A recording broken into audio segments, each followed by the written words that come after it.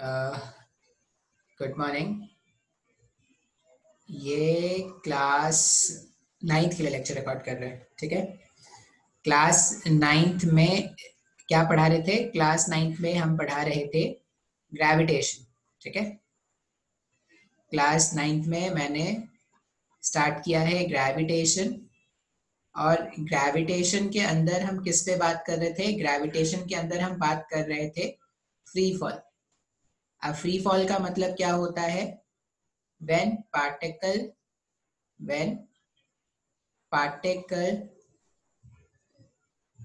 is moving under the influence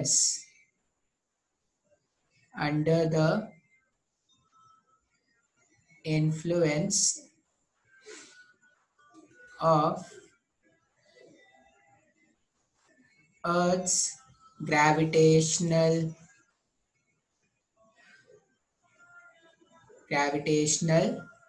field, ठीक है। अच्छा, और इस पे मैंने आपको बताया है कि जब भी फ्री फॉल के क्वेश्चन को सॉल्व करना है तो आपको क्या करना है? एक साइन कन्वेंशन याद रखना है। साइन कन्वेंशन क्या है? कुछ भी अगर ऊपर की तरफ जाके मेजर करेंगे तो उसको रखेंगे पॉजिटिव, और कुछ भी अगर नीचे की तरफ जाके मेजर करेंगे तो उसको क्या रखेंगे? नेगेटिव रखेंगे, ठीक है। एक सिंपल से क्वेश्चन से स्टार्ट करते हैं। वैसे मैंने क्वेश्चन कुछ कराया भी थी शायद आपको। एक और क्वेश्चन देख लेते हैं। मान लो एक ऐसा बिल्डिंग है, ठीक है। क्या है? एक ऐसा बिल्डिंग है, और ये जो बिल्डिंग है, यहाँ पे ऐसा बोला गया है कि जो बिल्डिंग की हाइट है, बिल्डिंग की हाइट कितनी है? बिल्डिंग की हाइट है सपोज 100 मीटर्स की। बिल्डिंग की हाइट है 100 मीटर्स की, और यहाँ से क्या करते हैं? एक ऑब्जेक्ट को ड्रॉप करते हैं। हमने क्या कर दिया? यहाँ से एक ऑब्जेक्ट को ड्रॉप कर दिया। क्वेश्चन में पूछा गया है फाइंड द टाइम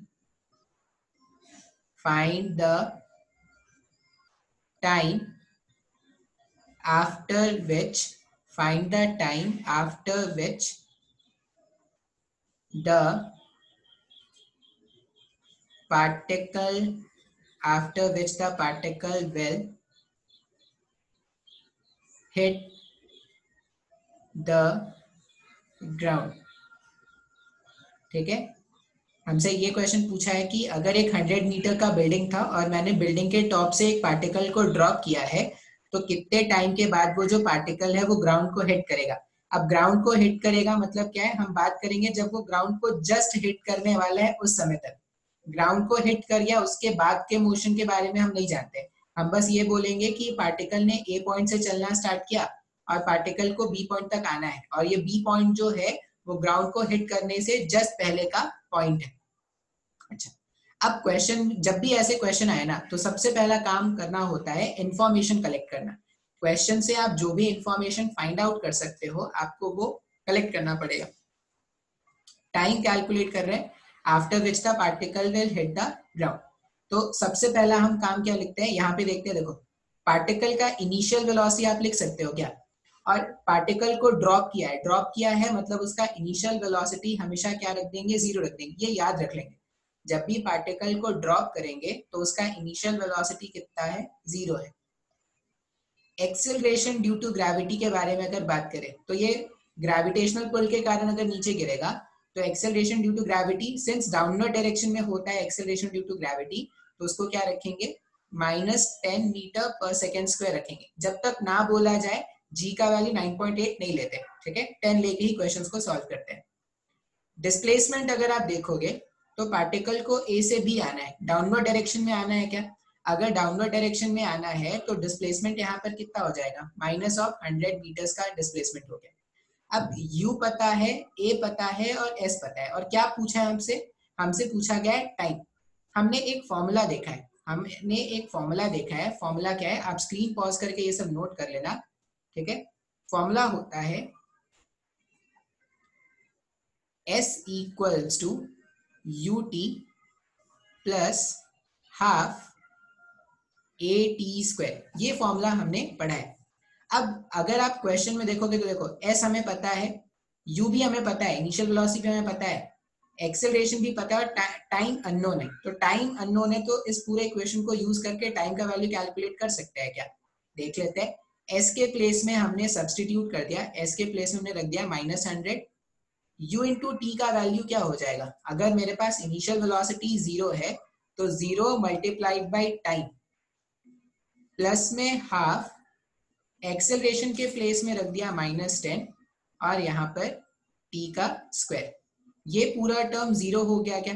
तो यहाँ पर क्या आ जाएगा? -100 इक्वल्स टू -5 टी स्क्वायर। लिख सकते हैं ना ऐसा? बिल्कुल। ये माइनस और ये माइनस अगर मैं कैंसिल कर दूं तो मेरे पास टी स्क्वायर का वैल्यू, देखो ये 5 को जब नीचे ले जाओगे तो टी स्क्वायर 20 आ जाएगा क्या? अब टी स्क्वायर 20 आने का मतलब है कि टाइम जो है वो रूट ओवर ऑफ 20 सेकेंड्स का आ जाएगा। मतलब पार्टिकल को ए से बी पहुंचने में कितना टाइम लगेगा? तो 20 सेकेंड्स का टाइम लगेगा। ये पहला क्वेश्चन था।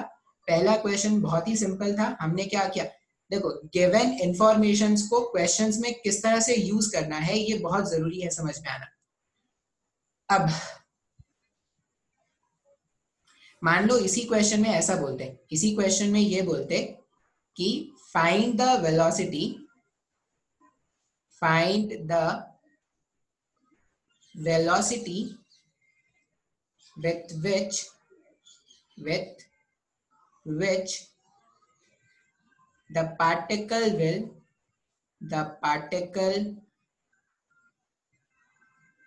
will hit the ground। मान लो बोलते हैं कि किस वेलोसिटी से पार्टिकल ग्राउंड को हिट करेगा वो जानना है। फिर से अगर आप देखोगे तो हमें क्या क्या पता है? इनिशियल वेलोसिटी हमें पता है 0 है, एक्सेलरेशन ड्यू टू ग्रेविटी -10 है। माइनस क्यों लिख रहे हैं ये बहुत जरूरी है समझ में आना। -10 मीटर पर सेकंड स्क्वायर लिख दिया।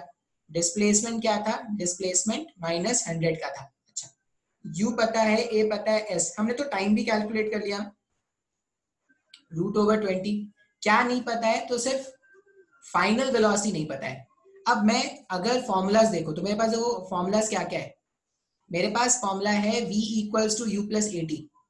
मेरे पास फॉर्मूला होता है v equals to u plus at। मेरे पास एक ये फॉर्मूला है और मेरे पास एक ये फॉर्मूला है v square equals to u square plus 2as। अब पहला फॉर्मूला अगर देखोगे तो u भी पता है, एक्सेलरेशन भी पता है, टाइम भी पता है। इसको यूज करके मैं फाइनल वेलोसिटी कैलकुलेट कर सकता हूँ क्या? तो अगर मैं पहले वाले फॉर्मूले को यूज करूंगा तो v इक्वल्स टू, u के प्लेस में 0 रख सकते हैं, u के प्लेस में 0 रख सकते हैं। u का वैल्यू अगर मैंने 0 रख दिया तो ये क्या हो जाएगा? माइनस में 10, एक्सेलरेशन मैंने माइनस में रख दिया और टाइम कभी नेगेटिव मत रखना, ऐसा जादू मत कर देना कि टाइम को नेगेटिव रख दिया है। टाइम नेगेटिव रखने का मतलब घड़ी पीछे चल रही है, घड़ी पीछे चल रही है मतलब घर में भूत आ चुका है। अब इसको सिंप्लीफाई करोगे तो कितना आ जाएगा? -10। अब ये माइनस क्यों आ गया सर? ये माइनस सिर्फ इसीलिए आया है क्योंकि पार्टिकल की टेंडेंसी डाउनवर्ड डायरेक्शन में जाने की थी।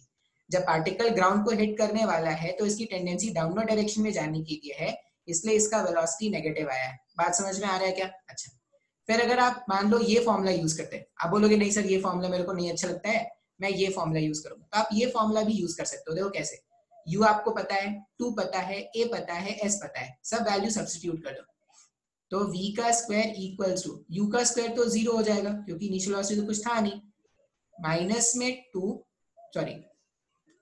इंटू एक्सेलरेशन -10 और डिस्प्लेसमेंट कितना था? डिस्प्लेसमेंट था 100 का, ठीक है। और वो भी डिस्प्लेसमेंट भी क्या है? माइनस में है ना, डिस्प्लेसमेंट भी माइनस में है क्योंकि पार्टिकल नीचे जा रहा है। अब अगर मैं थोड़ा स्पेस खाली करूं तो v स्क्वायर का वैल्यू कितना हो जाएगा? 20 इंटू 100 लिख सकते हैं क्या? मतलब v का वैल्यू हो जाएगा √ओवर में 20 इंटू 100। अच्छा, ये 100 को जब मैं रूट से बाहर निकालूंगा तो 10 बनकर बाहर निकलेगा और √20 को ऐसा लिख देते हैं, लिखा जा सकता है।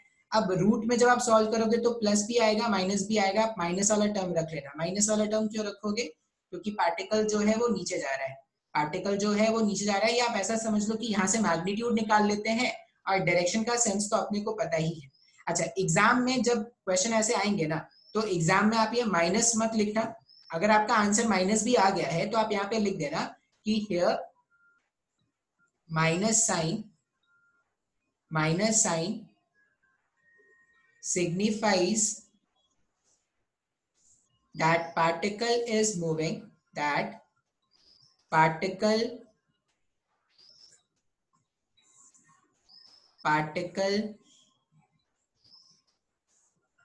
is moving in downward direction. ठीक है, ये आपको लिखना पड़ेगा एग्जाम में। आप प्लस माइनस में आंसर मत छोड़ देना, क्योंकि माइनस ये साइन कन्वेंशन, साइन कन्वेंशन मतलब मैंने ऐसा मान लिया कि कुछ भी नीचे की तरफ होगा तो नेगेटिव और कुछ भी ऊपर की तरफ होगा तो पॉजिटिव। कोई इसका उल्टा भी मान सकता है, ठीक है, कोई इसका उल्टा भी मान सकता है, कोई गलत नहीं होगा। बस जहां पे तुम्हारा नेगेटिव आ रहा है उसका पॉजिटिव आ जाएगा, ठीक है, बाकी वैल्यूज वही आएंगे, वैल्यूज में कोई फर्क नहीं पड़ेगा। लेकिन आपने जो भी साइन कन्वेंशन माना है आपको या तो मेंशन कर दो या फाइनल आंसर के बाद आप लिख दो here negative sign signifies particle is moving in downward direction.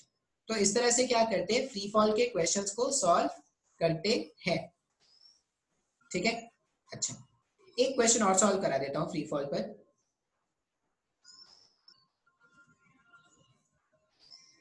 मान लो ये बिल्डिंग है,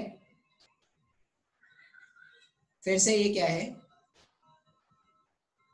हमारे पास एक बिल्डिंग है और बिल्डिंग की हाइट जो है, ये सीधी होनी चाहिए थी, उल्टी हो गई है, टेढ़ी हो गई है।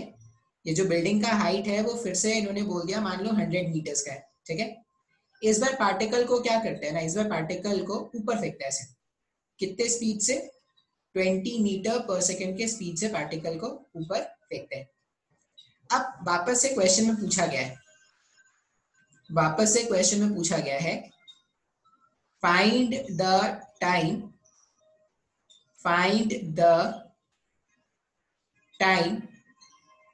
after which the particle will hit the ground again, ठीक है। हमसे ये पूछा गया है कि कितने टाइम के बाद ये जो पार्टिकल है वो ग्राउंड को वापस से हिट कर देगा, ठीक है सर जी। फिर से क्या करते हैं, इंफॉर्मेशन कलेक्ट करते हैं। देखो पार्टिकल जो था वो ए पॉइंट से स्टार्ट करेगा और इसको यहां तक आना है। पार्टिकल का मोशन कैसा होगा, पार्टिकल ऐसे कुछ टाइम तक सीधा जाएगा, फिर वापस से नीचे गिरना स्टार्ट करेगा, वापस से नीचे गिरेगा और ऐसे जमीन पे गिर जाएगा क्या, ठीक है। तो पार्टिकल ऊपर जाके ऐसा चला गया। अब अगर कोई तुमसे पूछे ना कि डिस्टेंस क्या है, तो ये पूरा जो लेंथ होता, ये पूरा डिस्टेंस होता है क्या, जो भी पार्टिकल एक्चुअल लेंथ कवर करता है उसे डिस्टेंस बोलते हैं। अच्छा, लेकिन अगर कोई तुमसे पूछता है डिस्प्लेसमेंट, तो डिस्प्लेसमेंट क्या होता है, इनिशियल पॉइंट और फाइनल पॉइंट को ज्वाइन करने का जो शॉर्टेस्ट गैप है, ये इनिशियल पॉइंट था, पॉइंट ए इनिशियल पॉइंट है और पॉइंट बी फाइनल पॉइंट है। अब अगर ए और बी को मेरे को ज्वाइन करना है तो शॉर्टेस्ट गैप क्या होता है, स्ट्रेट लाइन लेंथ होगा क्या ऐसा, ये जो स्ट्रेट लाइन लेंथ है वही शॉर्टेस्ट गैप हुआ ना। इसका मतलब पार्टिकल का डिस्प्लेसमेंट अगर कोई मुझसे पूछता है तो ए से बी, बिल्डिंग की जो हाइट है वही डिस्प्लेसमेंट है क्या। डिस्प्लेसमेंट यहाँ पर क्या है, डिस्प्लेसमेंट यहाँ पर अगर कोई पूछेगा ना तो वो बोल देना कि ए से बी का लेंथ, डिस्प्लेसमेंट होता है शॉर्टेस्ट लेंथ। अच्छा, डिस्टेंस क्या है, डिस्टेंस होगा ए से, मान लो ये टॉप मोस्ट पोजिशन था सी, डिस्टेंस होता ए से सी का लेंथ प्लस सी से बी का लेंथ। डिस्टेंस होता है एक्चुअल पाथ, जो भी पार्टिकल एक्चुअल पाथ कवर करता है उसका जो लेंथ होता है उसे हम क्या बोलते हैं, डिस्टेंस बोलते हैं। तो ये मेरे पास डिस्प्लेसमेंट हो गया ए बी और ये डिस्टेंस हो गया ए सी प्लस सी बी, ठीक है। मुझे फाइंड आउट करना है टाइम। अच्छा, मैंने एक और चीज आपको कभी बताया है, जब भी पार्टिकल स्ट्रेट लाइन में चलता है, जब भी पार्टिकल स्ट्रेट लाइन में चलेगा, जैसे मान लो पार्टिकल यहां से चलना स्टार्ट कर रहा है, स्ट्रेट लाइन में चल रहा है ऐसे ऐसे ऐसे ऐसे, और यहां पर आके रुक गया, तो ए से चलकर वो बी पर आ गया। पार्टिकल ने कभी अपने डायरेक्शन को चेंज किया क्या, नहीं, पार्टिकल स्ट्रेट लाइन में चल रहा है विदाउट चेंजिंग इट्स डायरेक्शन। तो जब तक पार्टिकल स्ट्रेट लाइन में चलता है ना, उस टाइम पर पार्टिकल का डिस्प्लेसमेंट और पार्टिकल का डिस्टेंस सेम होता है। ये डिस्प्लेसमेंट डिस्टेंस शायद आपको पता होगा, जब भी पार्टिकल स्ट्रेट लाइन में चलेगा विदाउट चेंजिंग इट्स डायरेक्शन, अगर अपने वो डायरेक्शन को नहीं चेंज करे तो जो डिस्प्लेसमेंट होता है वही डिस्टेंस होता है। लेकिन मान लो पार्टिकल ऐसे जाके वापस ऐसा आ गया, ए से बी गया, फिर बी से वापस सी आ गया, तो इस केस में डिस्प्लेसमेंट कौन सा लेंथ हो जाएगा? तो यहां से यहां का जो लेंथ है ना, ये जो मैंने येलो से दिखाया है, ए से सी का लेंथ क्या हो गया? डिस्प्लेसमेंट हो गया।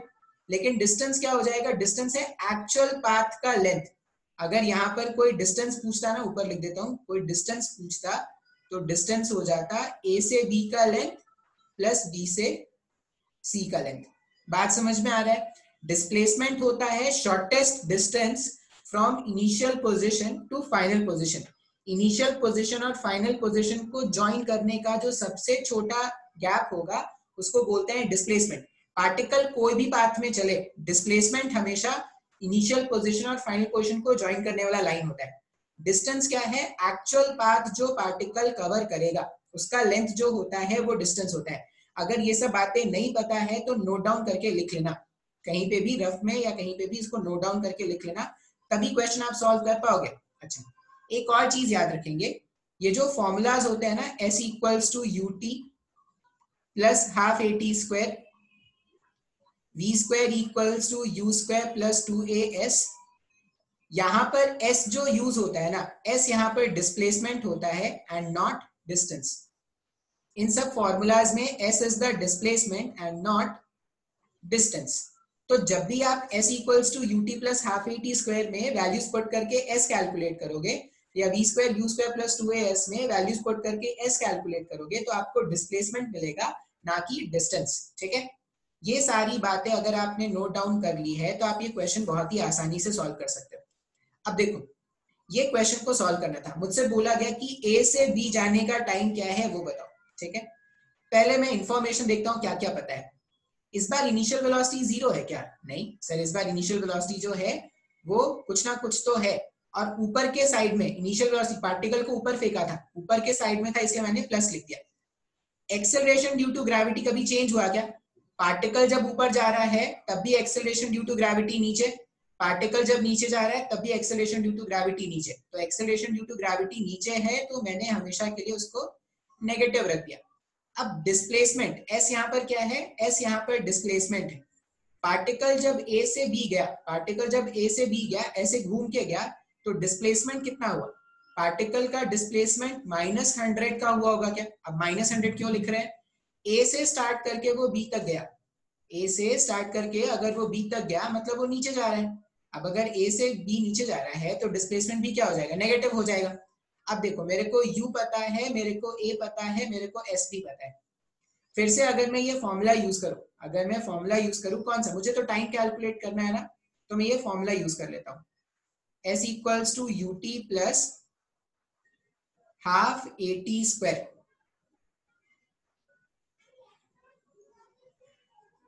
ठीक है, S equals to UT plus half AT square. अब अगर आप ये फॉर्मूला देखोगे ना, S equals to UT plus half AT square, तो आप देखो, मैं आपके पास डिस्प्लेसमेंट है क्या? है सर। इनिशियल वेलोसिटी भी है सर।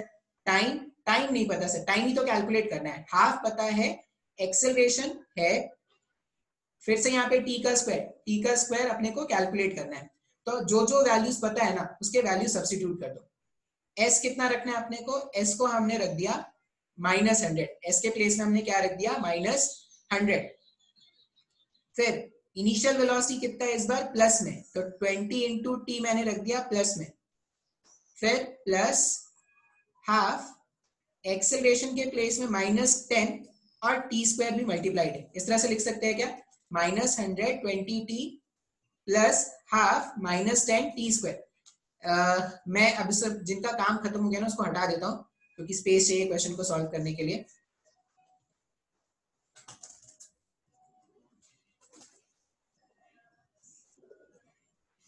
देखो मेरे पास क्या आ गया? -100 equals to 20 into t minus of half 10 t square. ये और ये कैंसिल करके 5 बना सकते हैं ना।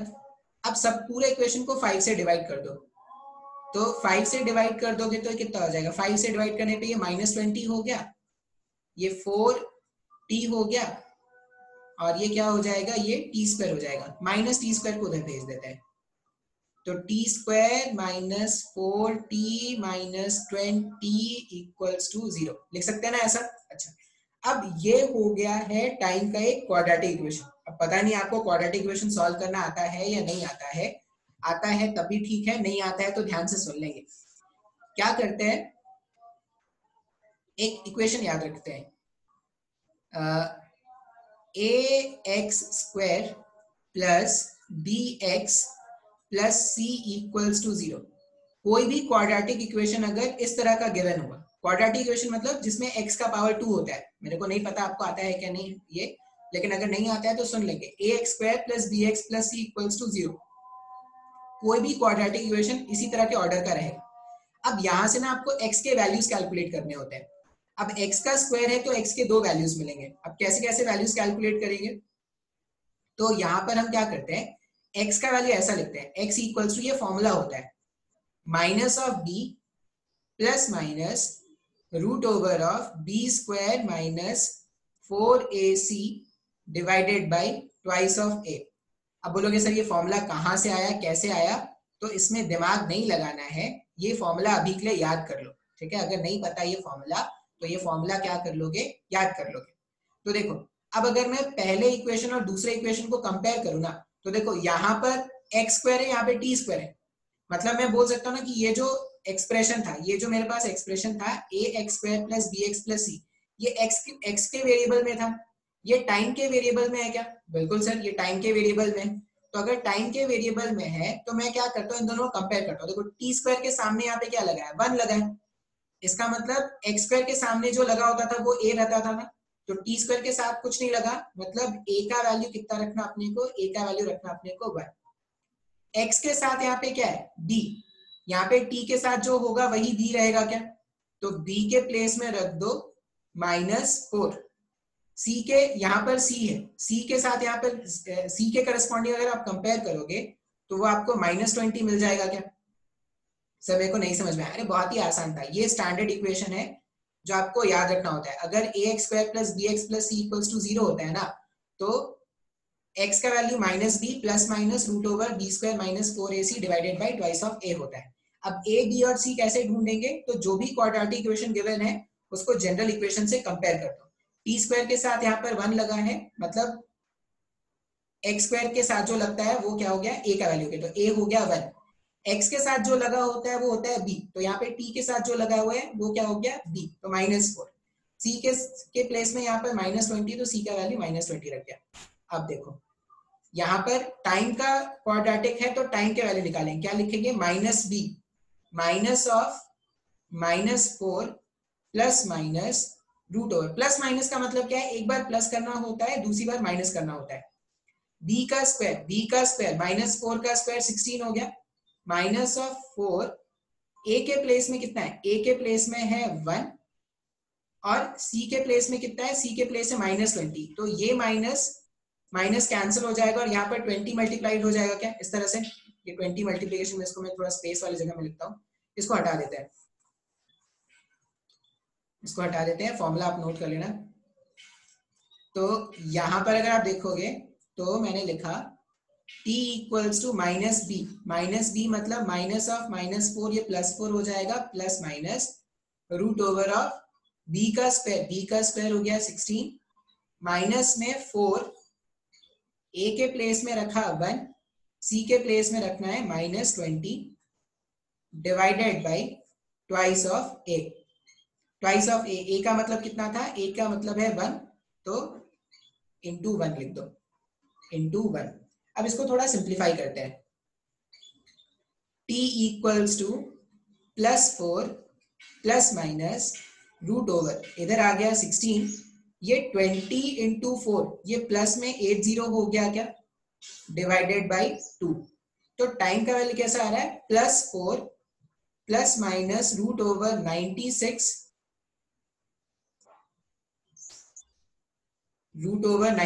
Divided by 2। अब रूट ओवर 96 अगर देखोगे ना, तो 10 का स्क्वायर होता है 100, ठीक है, और 9 का स्क्वायर होता है 81, तो ये 9 और 10 के बीच में आएगा क्या इसको जब सॉल्व करोगे तो?